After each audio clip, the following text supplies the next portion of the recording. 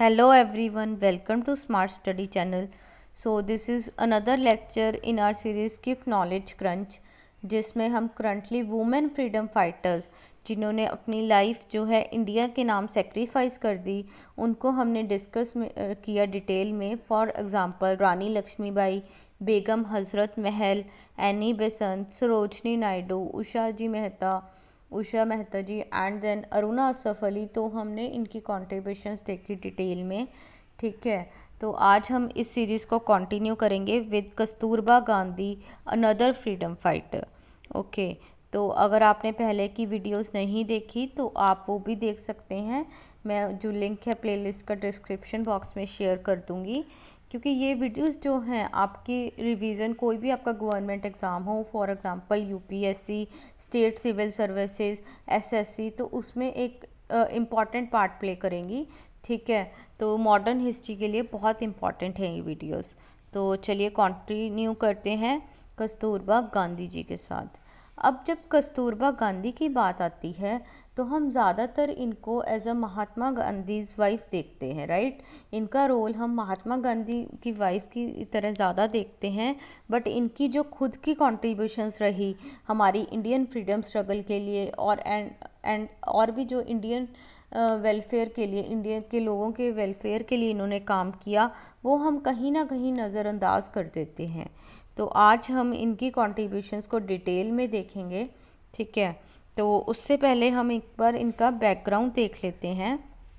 कस्तूरबा गांधी जी का जन्म 11 अप्रैल 1869 में हुआ. गोकुलदास कपाड़िया इनके फादर थे एंड मदर थी इनकी व्रज कुनवेरबा.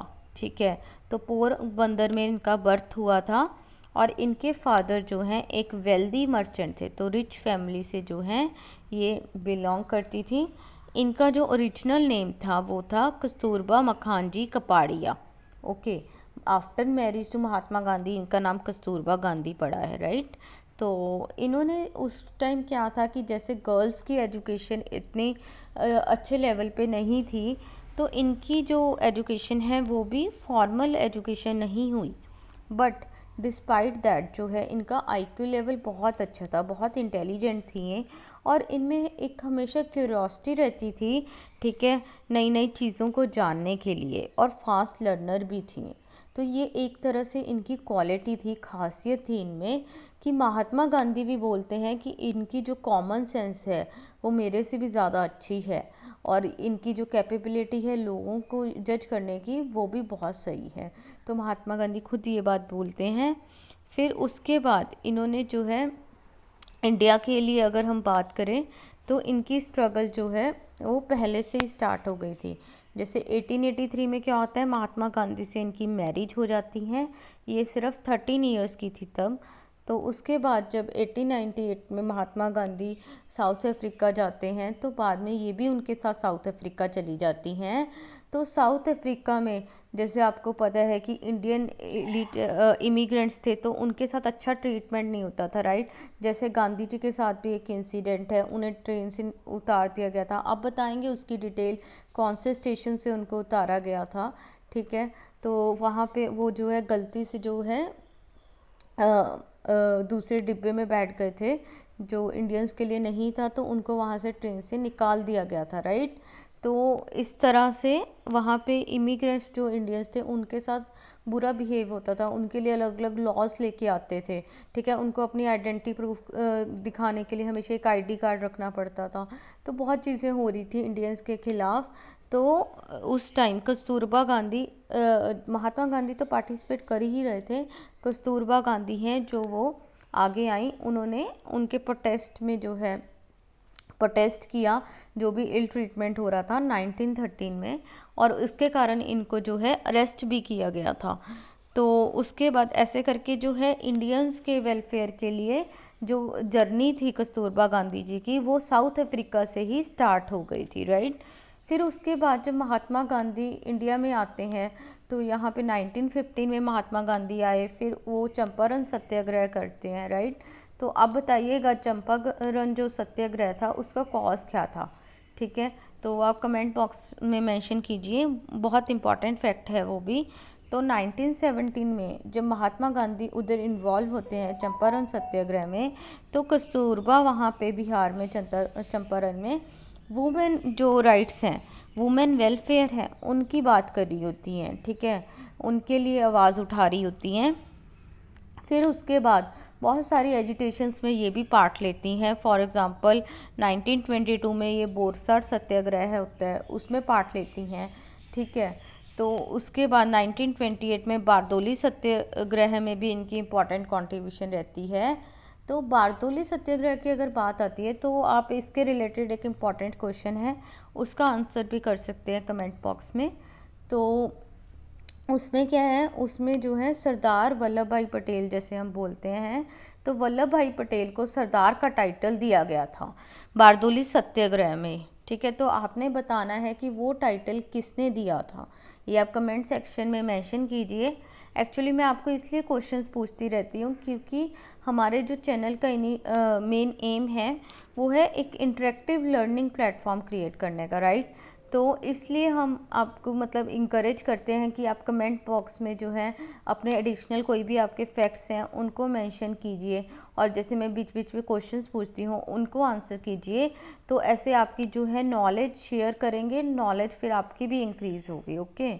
तो चलिए इसी को फिर कंटिन्यू कर रहे हैं अभी हम। तो जैसे बारदोली सत्याग्रह हुआ 1928 का, उसमें भी कस्तूरबा आगे आई, उन्होंने बढ़ चढ़ के हिस्सा लिया, ठीक है। फिर उसके बाद सीडीएम था, सीडीएम में भी इन्होंने वुमेन को, जैसे पिकेटिंग होने लगी थी लिक्विड शॉप्स की, तो ये इंकरेज करती थी वुमेन की कि हाँ तुम पार्टिसिपेट करो। और फिर उसके बाद खादी पहनना, ब्रिटिशर गुड्स को जो है डिस्करेज करती थी, ठीक है। और खादी पहनना, स्पिनिंग करना, तो जो इंडियन हमारे इंडिजिनस गुड्स थे उनकी प्रमोशन की बात करती थी कस्तूरबा। और ये एक विलेज से दूसरी विलेज पे ट्रैवल करती थी, वहाँ पे जाके वुमेन को अर्ज करती थी, उनको इंस्पायर करती थी कि तुम भी आगे आओ, तुम भी पार्टिसिपेट करो।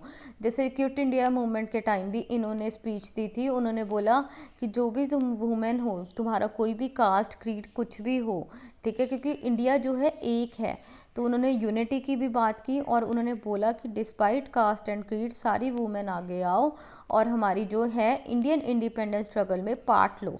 देखिए खुद तो वो लेती थी पार्ट, ठीक है, खुद तो वो अलग अलग एक्टिविटीज़ कर रही थी, वेलफेयर के लिए काम कर रही थी इंडिया के, और बाकी जो कॉमन वुमेन थी उनको भी इंकरेज करी थी कि तुम भी आगे आके जो है लड़ाई करो, be a female warrior, okay.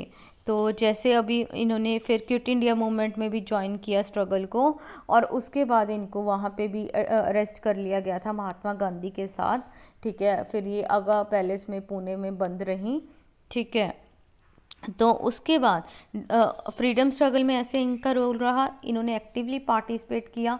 फिर दूसरी साइड पे एक और इम्पॉर्टेंट रोल प्ले करती हैं फ्रीडम फाइटर में, ठीक, फ्रीडम स्ट्रगल में। जैसे अब ये महात्मा गांधी की वाइफ थी, ठीक है, एक लीडर की वाइफ थी, तो बहुत इम्पॉर्टेंट था कि लीडर को एक मोरल सपोर्ट हो उसकी फैमिली की।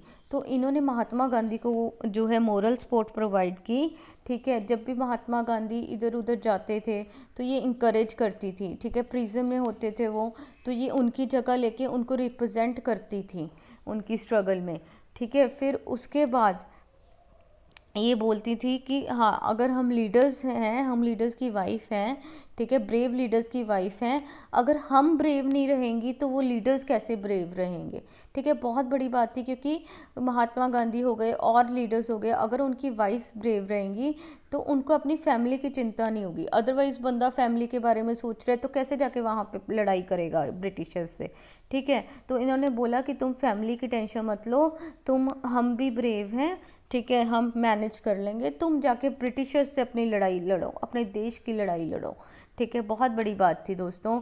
अब जैसे क्विट इंडिया मूवमेंट के बाद ये अपने सन मनीलाल की वाइफ को भी इंकरेज करती हैं, वो थोड़ा ऐसे रोने, थोड़ा वीक पड़ रही होती है इमोशनली, तो ये उनको बोलती हैं कि नहीं, हम जो है आपका जो हस्बैंड है वो बहुत ब्रेव है, ठीक है, आप भी उसकी एक ब्रेव वाइफ की तरह एक्ट करो और उनको इंकरेज करो to participate in Indian freedom struggle, ठीक है। तो ऐसे करके बीइंग अ वाइफ भी इन्होंने इम्पॉर्टेंट रोल प्ले किया। जब महात्मा गांधी जेल में होते थे, ठीक है, तो मतलब उनको मोरल सपोर्ट देने के लिए ये खुद भी बहुत सिंपल लाइफ स्पेंड करती थी, अच्छा खाना पीना छोड़ देती थी। तो ऐसे एज अ वाइफ भी इन्होंने अपने हस्बैंड को बहुत ज़्यादा सपोर्ट किया। तो ये भी हमारी फ्रीडम स्ट्रगल में एक कंट्रीब्यूशन रही इनकी। उसके बाद फ्रीडम स्ट्रगल से अलग इन्होंने जो है इंडिया के, जो उस टाइम इंडिया में सोशल इश्यूज थे बहुत, ठीक है, उनके लिए भी वर्क किया, उनको रिजॉल्व करने के लिए। फॉर एग्जांपल अनटचेबिलिटी, जैसे महात्मा गांधी ने भी वर्क किया था, तो ये भी उस चीज़ में आगे आई। इन्होंने ट्रिप्लिकेन में एक मीटिंग हुई थी, तो गांधी जी तो उस टाइम जेल में थे, तो इन्होंने उस टाइम गांधी जी को रिप्रेजेंट किया। और भी बहुत सारी एसोसिएशंस थी, मद्रास हरिजन सेवक एसोसिएशन थी, ऐसी जो एसोसिएशंस थी जो अनटचेबल्स के लिए वर्क करती थी, तो सबको इन्होंने रिप्रेजेंट किया। और उसके बाद फिर वहाँ से अलग अलग एरियाज़ में टूर किया इन्होंने, और लोगों को बोला कि हाँ, तुम दलित के खिलाफ जो वहाँ पे उस टाइम डिस्क्रिमिनेशन हो रही थी उसको रोकने की इन्होंने बात की, उनके राइट्स की बात की। तो देखिए एक लीडरशिप क्वालिटी भी थी इनमें, लीड भी कर सकती थी ये खुद रिप्रेजेंटेटिव बन के, जो है हमारे प्रॉब्लम थी अनटचेबिलिटी की, उसके लिए इन्होंने वहाँ पे जो है मार्च की, ठीक है, और वहाँ पे लोगों को इनकरेज किया कि इनको डिस्क्रिमिनेट मत कीजिए। तो ये ऐसे करके कस्तूरबा गांधी ने, ठीक है, एक्टिवली पार्टिसिपेशन भी शो की, और अपने हस्बैंड महात्मा गांधी को बिहाइंड पे उनको सपोर्ट करके, उनकी बैकबोन बन के, तो ऐसे भी इंडियन फ्रीडम में कंट्रीब्यूशन की है, ठीक है। तो अब अगर उनकी डेथ की बात करें, तो उनकी डेथ जैसे क्विट इंडिया मूवमेंट के बाद उनको अरेस्ट कर लिया गया महात्मा गांधी के साथ। वहाँ पे जेल में उनकी जो है तबीयत बिगड़ जाती है, ठीक है, निमोनिया होता है, फिर उनको हार्ट अटैक्स भी आते हैं, इसलिए 1944 में उनकी डेथ हो जाती है, इंडिपेंडेंस मिलने से पहले, 3 साल पहले। अब देखिए उन्होंने इतना हमारे लिए स्ट्रगल में पार्टिसिपेट किया, इतनी कॉन्ट्रीब्यूशन दी, पर वो आज़ादी को देख ना पाई, तो ये थोड़ी दुखद बात है। तो पर उनकी कॉन्ट्रीब्यूशन इतनी सिग्निफिकेंट थी कि महात्मा गांधी भी जो हैं, उन्होंने हमेशा उनको बोला कि ये मेरे से आगे रही हैं हर चीज़ में, और उन्होंने बोला कि जो मेरी पॉलिटिकल फ़ाइट थी उसमें अगर मैं इतने अच्छे से परफॉर्म कर पाया हूँ, तो मेरी वाइफ का इम्पॉर्टेंट रोल रहा है। उन्होंने रिकॉग्नाइज़ किया, उन्होंने कहा कि वो मेरी जो है बैकबोन बन के रहीं। तो ऐसे करके कस्तूरबा गांधी जी भी एक इम्पॉर्टेंट फीमेल वॉरियर का काम करा उन्होंने हमारी इंडियन इंडिपेंडेंस के लिए, राइट। तो चलिए ऐसे ही एक और वुमेन फ्रीडम फाइटर्स से हम नेक्स्ट लेक्चर में मिलेंगे, ठीक है। तो उससे पहले आप जो है हमारे Telegram channel and WhatsApp group को भी फॉलो कर सकते हैं, मैं आप उनका लिंक भी डिस्क्रिप्शन बॉक्स में शेयर कर दूँगी।